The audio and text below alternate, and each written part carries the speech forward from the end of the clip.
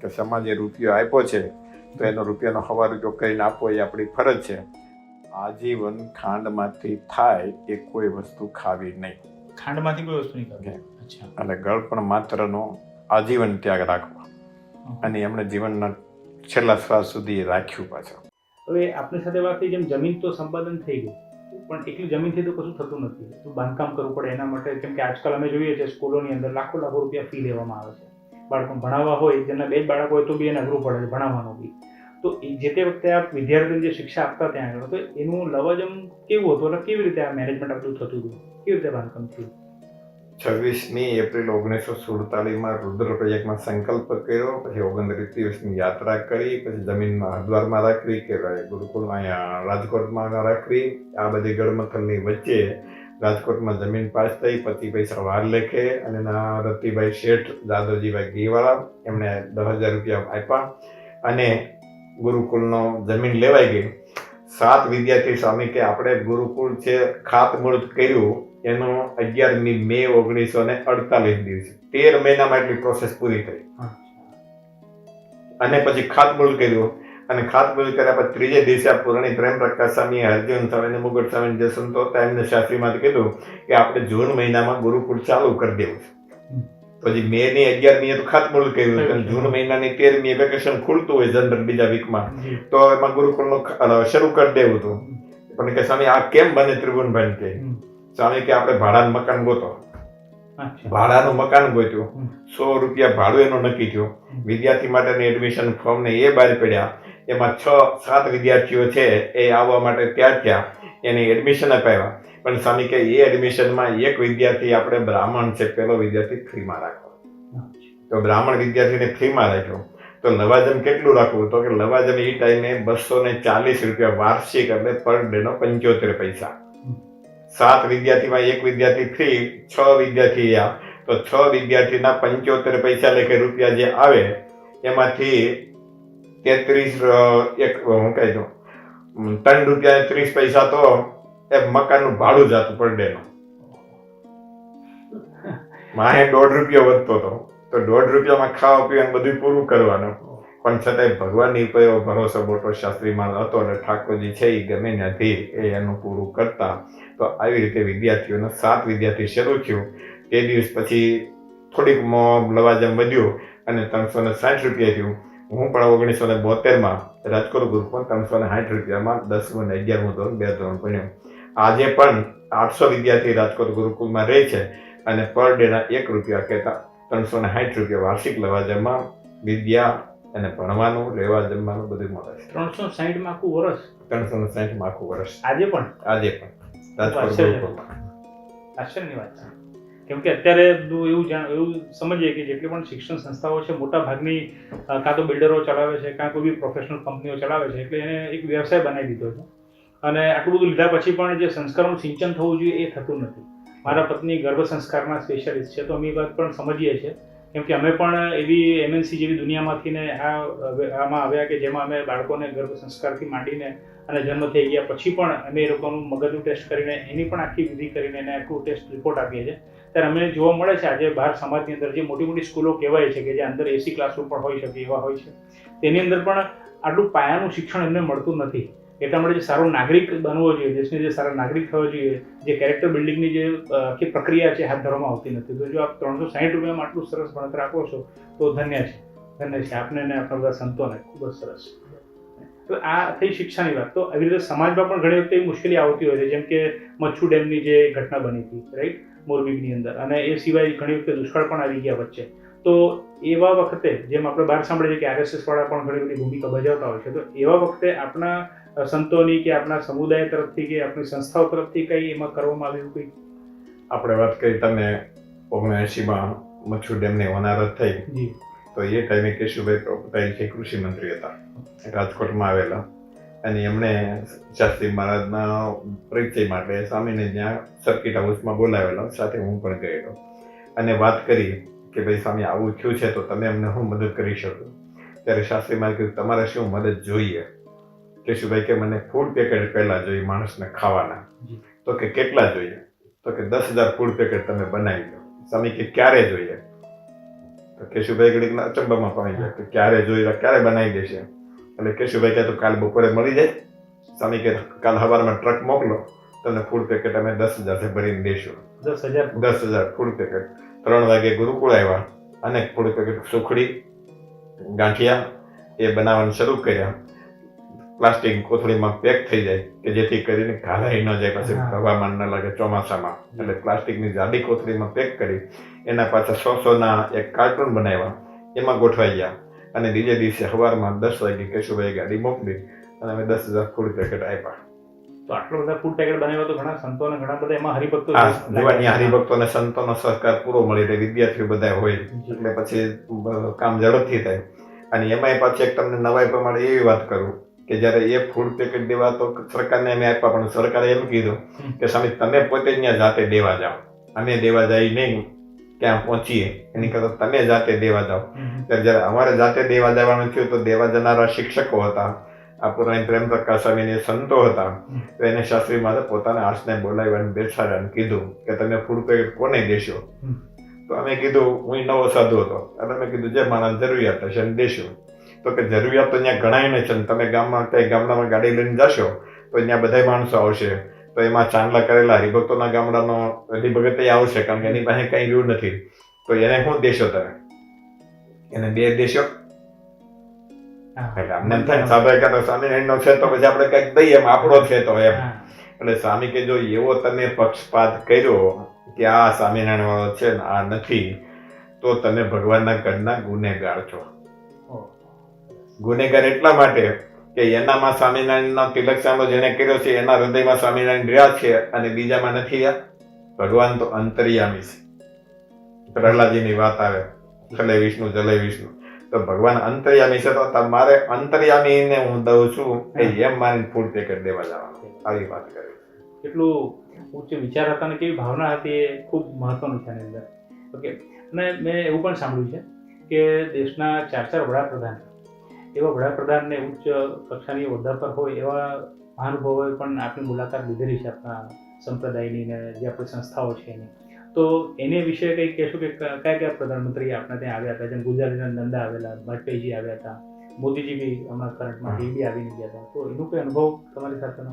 ગુલઝારીલાલ નંદા છે 2 વખત ગુરુકુળમાં આવી ગયા, એક 1952માં, એક 1962માં. પછીથી વાજપેયી છે એ 1985માં આવ્યા. રાજીવ ગાંધી છે જ્યારે એનું મૃત્યુ થયું એ પહેલા 2 મહિના પહેલા જ ગુરુકુળમાં આવેલા. અને નરેન્દ્રભાઈ મોદી તો ઘણી વખત આવ્યા. સીએમ હતા ત્યારે અથવા તો ચૂંટણી જ્યારે એને રાજકારણમાં પ્રવેશ કર્યો એ ત્યારે પણ રાજકોટની સીટ ઉપર તેને ચૂંટાણા અને રાજકોટની સીટમાં ફોર્મ ભર્યું ટાઈમે ગુરુકુળમાં આવેલા. જોગી સ્વામીના દર્શન કરે, તમારા વયોવૃદ્ધની તપસ્વી સંત હતા, તો એની પાસે 4-5 મિનિટ રોકાણા. અને જ્યારે પાછા એ ગુરુકુળમાં આવેલા ત્યારે એને વાત કરેલી કે હું જોગી સાહેબ પાસે 4 મિનિટ રોકાણો તોય મને એટલી ઉર્જા મળી કે આજ સુધી હું કંઈ ખોટું કર્યું નથી, મને કોઈ ખોટું કરવાનું મન થતું નથી. તો આ વિદ્યાર્થીના કેટલા મોટા ભાગી છે કે એને આટલા સંતોની સાથે આટલો ટાઈમ સુધી રહેવાનું થયું છે. તો એ મને વિશ્વાસ છે કે વિદ્યા તો બધે મળે છે, પણ વિદ્યા કરતાં અહીંયા જે સદવિદ્યાના તમે સંસ્કાર લઈને જાઓ છો કે મને ખાતરી છે કે તમે ભવિષ્યમાં ખોટું કોઈ દી કાંઈ નહીં કરવું. આવો નરેન્દ્રભાઈ મોદીના ઉદ્ગાર હતા. વાજપેયી હતા તો એ 1985માં આવ્યા ત્યારે એને વિદ્યાર્થીઓને સભાને સંબોધન કરતા કીધું કે તમે બધા ભાગશાળી છો, મુझे क्यों ऐसा अवसर नहीं मिला कि गुरुकुल में शिक्षा लेने का, એ મારા ભાગ ક્यों નહીં હુઆ. આમ કરી એમણે કે મને ગુરુકુળમાં કેમ શિક્ષા મળી નહીં, એ એવું એમને પણ અહોભાવ વ્યક્ત કરેલો કે ગુરુકુળ છે આવી સહી વિદ્યા થઈ ગઈ છે. સાચું કહું તો એવો અફસોસ તો અમને પણ થાય છે. એમ પિતાજી એરફોર્સમાં હતા એટલે ઘણું બધું ફરવાનું થયું. દિલ્હી, કલકત્તા, અમે નીચે બેંગ્લોર પણ ગયા, પછી પંજાબમાં રહ્યા. તો ત્યારે તો ફરતું જીવન એવું હતું જેમ પેલા બંજારા ફરતા રીતે જીવન હોય છે. પછી અહીં ગુજરાતમાં આવ્યા, ત્યારે અહીં આવ્યા પછી જ આ બધું જાણવા મળ્યું કે એટલું સરસ ઊંડાણપૂર્વકનો અભ્યાસ મળે, સંસ્કાર મળે. તો ઘણી તમને પણ એવું થાય કે કાંઈ એવું કરશું અમને પણ મળતું તો આનંદ થતો એમ. અને એવી રીતે જેમ આપણે આ મહાનુભાવની વાતો કરી એવી રીતે ડુંગરેજી મહારાજ છે અને કૃષ્ણશંકર શાસ્ત્રીજી છે, તો એમના અને ગુરુદેવજીનો કેવા નાતા હતા? એટલે કે એકબીજાને શું આપલે થતી હતી, એમનો શું વાત હતી એમની વચ્ચે? બધાને ભારતીય સંસ્કૃતિનું કેમ રક્ષણ થાય, કેમ પોષણ થાય અને કેમ પ્રવર્તન થાય, આ ધ્યેયવાળા હતા. અને એને પ્રમાણે ડોંગરેજી મહારાજને પણ આ શાસ્ત્રી મહારાજ કોઈ સારો લગાવ્યો હતો. પાંડુરંગ શાસ્ત્રી જે છે એ પણ સંસ્કારનું જતન કરવા માટે, સંસ્કૃતિનું જતન કરવા માટેનું કાર્ય કરતા. ગુરુકુળનું પણ એક કાર્ય હતું. જ્યારે ડોંગરજી મહારાજ છે ગુરુકુળમાં આવ્યા તો વિદ્યાર્થીઓ એ ટાઈમે સવારના પોરમાં પૂજા કરતા હતા. પીળી ચાદર, સફેદ ધોતી ઓઢીને સેપરેટ ભગવાનની પૂજા મંત્ર જપ કરતા હતા. એ જોઈને એને થયું કે આવું તો વાતાવરણ અત્યાર સુધી ગોકુળની કથાઓ તો ઘણી મેં કરી છે, પણ પ્રત્યક્ષ ગોકુળ જોવા મળ્યું કે ગોકુળ જેવું વાતાવરણ જોવા મળ્યું એ તો આજ જોવા મળ્યું. અને એમ કરીને વિદ્યાર્થીઓ પર રાજી થયા. અને પછી સ્વામીને કીધું કે આજ મારા તરફથી બધા વિદ્યાર્થીઓને ભોજન પ્રસાદ કરાવો.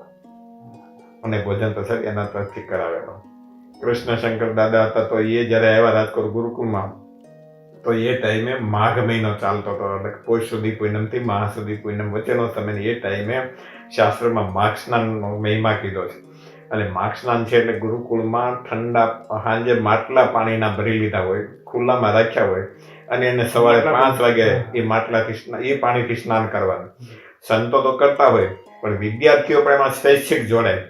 નાના વિદ્યાર્થી ના પાડી, મોટા વિદ્યાર્થીઓ ના પાડી તો 800માંથી 700 વિદ્યાર્થીઓ એવો પાણીથી સ્નાન કરવા તૈયાર થયા હોય. અને એ ટાઈમે જ કૃષ્ણશંકર શાસ્ત્રી સવારમાં આવેલા. અને ત્યારે એને આ દ્રશ્ય જોયું. અને ત્યારે એને એમ થયું કે અત્યાર સુધી તો એ તપોવન ને ઋષિવનની ઘણી વાતો કરી, પણ હકીકતમાં સાચું વન તો એ આવડું છે.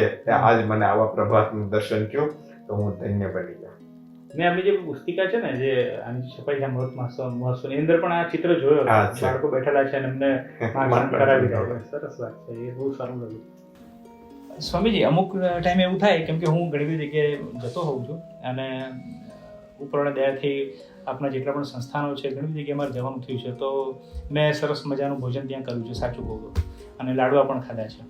એટલે અમને પણ એવું થાય કે આટલું સરસ મજાનું જીવન હોય છે. તો જે મારા શાસ્ત્રી મહારાજ હતા એમની દિનચર્યા કેવી હતી, એટલે એ શું ખાતા હતા, એમના વિશે થોડા દિવસ કેવું પસાર થતા હતા એમ. એમને ખાવાની વાત કરીએ તો એમને જેની પાસે મોટા થયેલા ને એમનું નામ હતું નારાયણદાસ સ્વામી.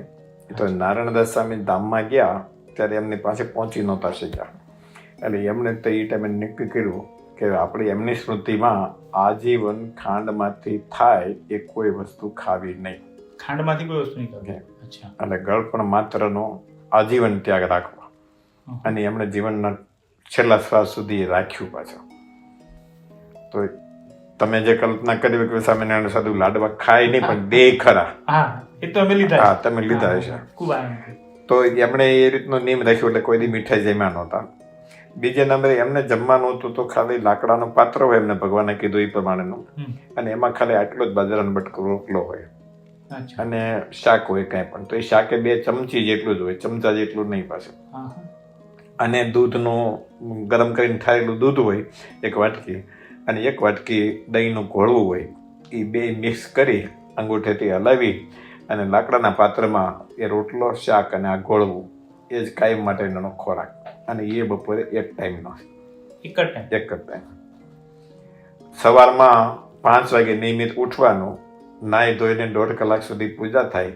પૂજા કર્યા પછીથી એ હરિભક્તો આવ્યા તો બેસે, સાથે વાતો કરે, અને કંઈ હરિભક્તોના ફોન આવે કે કોઈને પત્ર લખવાના આવે તો એ બધું લખે. 11 વાગે આવી રીતે એ ભોજન કરી લે, થોડો વાર આરામ કરી અને પાછું સંસ્થાના સેવા કાર્યનું એ આરામ કરતાં કરતાં ચિંતન કરે, કંઈ સદગ્રંથો વાંચન કરે. 5 વાગે પાછી એમના આસને એ નિયમિત વચનામૃતની કથા થાય. એમાં સંતો અને ગામમાંથી હરિભક્તો જે મુમુક્ષુ હોય એવા આવતા હોય તેને કથા વાર્તા કરવાની. સાંજે ભગવાનની આરતી સ્તુતિ પ્રાર્થના થતી હોય તો એમાં હાજરી રહીને પ્રવચન એ કરવાના. અને રાત્રે 10:30 વાગે એ શયન કરી લેવાનું. એ શયન પણ ભૂમિ ઉપર શયન કરવાનું, કાયમ માટે જમીન પર. 12 ગામ જવાનું હોય તો 12 ગામ જવાનું હોય, પ્રોગ્રામ હોય તો પણ નિયમ તો બધા આવડા જ. રાત્રે જમવાનું નહીં, રાત્રે જમવાનું. અને સિમ્પલ લાઈફ. આ વસ્ત્રો છે એ માટીથી રંગેલા હોય અમારા, અને એ વસ્ત્રો 2 રાખવાના, 2 પહેરવાના, 2 ઓઢવાના, અને માથે રૂમાલ હોય. એ સિવાય બીજી કોઈની પાસે કોઈ મૂડી નહીં. બેંકમાં કોઈનું ખાતું નહીં, કોઈને કંઈ પૈસાનો ટચ નહીં કરવાનો. એમ પૈસા પોતાના માની ક્યાંય રાખવાના નહીં. જે હોય એ ટ્રસ્ટમાં આવે એ બધું એમાં રાખવાનું. એમાંથી પોતાને કંઈ મંગાવવાનું નહીં પાછું. જીવનશૈલી કેવાય. અને પાછા ચાલીને ભક્તિનગર રેલવે સ્ટેશને 3rd ક્લાસમાં ટિકિટ ઉતર્યા હોય તો એ પાછા પોટલા માથે લઈને આવે, 5 પૈસાની ઘોડાગાડી ત્યાંથી ન કરે. કે સમાજે રૂપિયો આપ્યો છે તો એનો રૂપિયાનો હવા રૂપિયો કરીને આપવો એ આપણી ફરજ છે, પણ એના રૂપિયાને આપણા સુખને માટે વાપરવો તો આપણે ભગવાનના ગુનેગાર છીએ. ખૂબ ખૂબ કઠોર તપસ્યા કહેવાય આ તો, કેમ કે હવે તો અમે બી રાત્રે આવીએ છીએ, રાત્રે પણ ખાવાના પાસ શોધીએ છીએ. સાચું છે એ કહું છું તમને. અને ખૂબ અમે તો લાડુ બી આરોગ્યા છે. પણ આ સાંભળ્યું તો સાચે મને એમ થાય કે આટલું બધું કઠોર જીવન કેવી રીતે જીવી શકાય એમ. બહુ ખૂબ જ પુણ્યાત્મા છે. આજે પણ એ રીતે જ છે. અત્યારે મને 275 સંતો છે મારા ગુરુ દેવકૃષ્ણ સ્વામી છે, એ પણ કોઈનું પ્રોત્સાહન કરવાવાળા. ગમે ત્યારે ગમે તે માણસ એને મળી શકે, કોઈ એમાં પ્રોટોકોલ નહીં, કોઈ એપોઇન્ટમેન્ટ લેવાની જરૂર નહીં. બાળકે મળી શકે, યુવાને મળી શકે, વડીલે મળી શકે, સાધુએ મળી શકે. રૂમમાં કોઈ સ્ટોપર નહીં, જ્યારે જેને આવવું હોય ત્યારે એ મળી શકે અને વાતો કરી શકે નહીં. એમના ઉત્તરાધાર તરીકે ત્યારે મહાન સ્વામી દેવપ્રસાદ સ્વામી છે, તો એમણે તો આજનો જિંદગીમાં 71 સાધુ દીક્ષા લીધી હતી. પછીથી એવા 62 જેટલા ચાંદ્રાયણ વ્રત કર્યા કે જે રોજના ખાલી 8 કોળિયા જ જમવાના. 8 જ કોળિયા? 8 જ કોળિયા, એક જ વખત, બીજી વખત કાંઈ નહીં, બીજું કાંઈ નહીં પાછું. તો એવાના 62 મહિનાના એવા 62 ચાંદ્રાણી અત્યારે પણ ચાંદ્રાણી આ ટાઈમે પણ ચાલે છે. એમની પાસે મદદમાં છે ધર્મવલ્લભ સ્વામી, જે આ પોઈસરની કંધામનું નિર્માણ જેમણે કર્યું છે. તો એ પણ આજે લગભગ 18 વર્ષથી એ કેવલ ફળાહાર જ, રોટલો થોડોક સાંબાનો અને શાક. આજે ગલકાનું શાક, કાલે ટીંડોરાનું શાક, ત્રીજે દી પાછું ગલકાનું શાક, મેનુ બદલી જાય. પણ આમ અને જે કંઈ છાશ પાણી કે ફ્રૂટ લેવું એટલું આપણું ફૂલ મેનુ હોય છે, એવું કશું જ નહીં કાંઈ. અને જે માણસોને ધારણા હોય છે સાધુ પ્રત્યેની, તમારી સહિત હોવની, એવી નથી હોતું. એ તો ભેગા રહેવા આવે ને તે ખબર પડે. તમને છે તમે એસીમાં ઉતારો આપ્યો છે, બરોબર? આ સાધુનો આશ્રમ તમે જોવા ક્યારેક આવજો, ટાઈમ મળે તો હવને સાથે જ સુવાનું, નીચે જ સુવાનું. એ 1 ઇંચ જેટલું જ ગોદડું ગાદલું જાડું હોય એની ઉપર સુઈ રહેવાનું. સમૂહમાં સ્નાન કરવાનું, સમૂહમાં ભોજન કરવાનું. કોઈ મેનુની આર્ગ્યુમેન્ટ હોય નહીં કોઈને, અને કોઈ મેનુ અપાય નહીં, કોઈને આપવાનું હોય. જે પંક્તિમાં આવ્યું એ સ્વીકારવાનું. તમને ફાવતું હોય તો લ્યો, ન ફાવતું હોય એ નહીં લેવાનું, એમ ચલાવી લેવાનું. તો આટલી બધી પ્રેરણા જે હરિભક્તો છે એમને મળતી હશે આમાંથી, હું એવું માનું છું, જે રેગ્યુલર આવતા હોય છે અથવા અહીં રહે છે અથવા સેવાકીય પ્રવૃત્તિમાં હોય છે. તો આ હરિભક્તોની ભૂમિકા શું હોય છે જે આપણી સાથે જોડાયેલા હોય છે? હરિભક્તોની ભૂમિકામાં એમને પણ એક માણસનું જીવન છે, અને એ જીવન ભગવાનને શરણે અને ગુરુને રાજી કરવા માટે એ સમર્પિત કરવું, કે એની માટે તન મન ધનથી સેવા કરી અને રાજીપો મેળવવો. અને આપણી જે કંઈ પુણ્ય કમાય છે એ આ વિદ્યા, સદવિદ્યા અને બ્રહ્મવિદ્યાના કાર્યોમાં, સામાજિક સેવા પ્રવૃત્તિમાં એનો ઉપયોગ થાય, એવી મોટા ભાગે એમની ભૂમિકા રહે. અને બીજા નંબરે સંતોનો સત્સંગ કરીને આત્મકલ્યાણ એ સાધી લેવું, એ એના મગજમાં એ વિશેષ હોય છે. કેમ ઘણી વખત એવું થાય કે સામાન્ય જે પરિવાર સાથે રહેતા હોય છે તો અમુકને મનમાં એવું ટેન્શન થાય કે કદાચ આ વધારે પડતા જશે તો આ બી સાધુ ના બની જાય, એવું પણ મનમાં ઘણી વખતે થતું હશે. તો એવું જરૂર નથી ને, સમાજમાં રહીને પણ સેવા થઈ શકે છે. થઈ શકે. એનું એક ઉત્તમ ઉદાહરણ છે. અત્યાર સુધીમાં 1,12,000 વિદ્યાર્થી અમારી પાસે ભણી ગયા. 1,12,000. હા, અને એમાં સાધુ તો 275 જ છીએ. એટલે બધા ભણવા આવે ને સાધુ થઈ જાય એવું નથી. ભાગ્યની વાત હોય છે, કંઈક પૂર્વના સંસ્કાર હોય એ તો એ આમાં થઈ શકે, અને તો આમાં રહી શકે, નહીં આમાં રહેવું બહુ કઠિન છે, અઘરું છે. હા, બહુ કઠિન છે. સાચી વાત છે. તો આપની સાથે મેં ઘણી બધી વાતચીત કરી અને મને ખૂબ જ સારી ઇન્ફોર્મેશન મળી. અને ઘણા બધા અમારા પ્રશ્નો મનમાં હોય છે જે ઘણી વખતે નથી પૂછાતું, પણ આપણે ખૂબ નિખાલસતાથી અમને બધા જવાબ આપ્યા, જેથી કરીને મને પણ નોલેજ મળે. આજ પછી મારી સાથે કોઈ મળે ને એમને પણ મનમાં એવું કંઈ ભાવના હોય કે નહીં આમને નામ હોય છે તો અમે એમને પણ આ કહી શકીએ.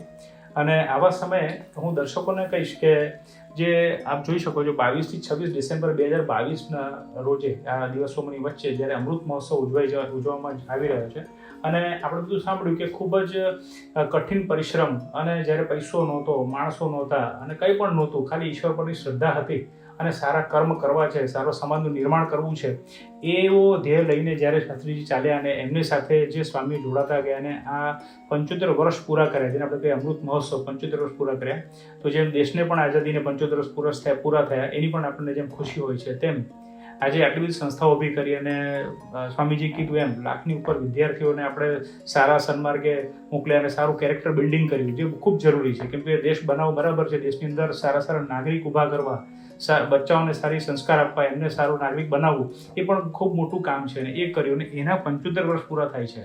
તો મારી આ સૌને અપીલ છે કે આપે જે કંઈ સાંભળ્યું એનો તમારે જો દર્શન કરવું હોય, સમજવું હોય એક્ઝેક્ટલી શું હોય છે, સ્વામીજી કેવા હોય છે, કેવી રીતે રહે છે અને કેવું સરસ મજાનું કામ હોય છે, કેવી સરસ મજાની શિક્ષા આપતા હોય છે, સંસ્કારો આપતા હોય છે, આ બધી વસ્તુ સમજવી હોય, જોવી હોય અને આપણા જીવનમાં પણ કંઈ એવા પ્રસંગમાંથી કંઈક પ્રેરણા મળી શકે છે. મૂળ ઉદ્દેશ એવો છે કે સારી સારી પ્રેરણા લોકોને મળે. કેમ કે આપણે સારી જગ્યાએ જઈએ તો સારી ભાવના પેદા થાય, સારી ભાવના પેદા થાય એમાંથી સારી પ્રેરણા મળે તો જીવનની અંદર કંઈક ને કંઈક ખૂબ સરસ કરવાનું મન થઈ જાય. પણ એવા પ્રસંગમાં હોઈએ તો થાય. પિક્ચર હોલમાં જઈએ તો અલગ વિચાર આવે, બજારમાં ફરીએ તો અલગ વિચાર આવે, અહીં આપણે પોઈચાધામમાં આવીએ તો અલગ વિચાર આવે, એવી રીતે મંદિરમાં જઈએ તો અલગ વિચાર આવે. તો એવી રીતે આપણે અમૃત મહોત્સવમાં જઈએ, જો સ્વામીજી સાથે ત્યાં આગળ મળીએ, ત્યાં બીજા હરિભક્તો પણ આવશે, એમને મળીએ, ત્યાં મને લાગે ત્યાં આગળ આપણે પૂજા વગેરે પણ થશે, ત્યાં પણ અનુષ્ઠાન થશે, એ બધું તમે ત્યાં જોશો તો ઘણું બધું જાણવા મળશે. તો આપ સબને અપીલ છે કે આપ અમૃત મહોત્સવનો ભાગ લો, આમાં આવો તમે અને એમાં તમે ભાગ લો અને એમાં તમને ખૂબ સારી વસ્તુ જાણવા મળશે. બસ એ સાથે સ્વામીજી નમસ્કાર, ખૂબ સરસ આપને અમને માહિતી આપી. દર્શકોને પણ નમસ્કાર.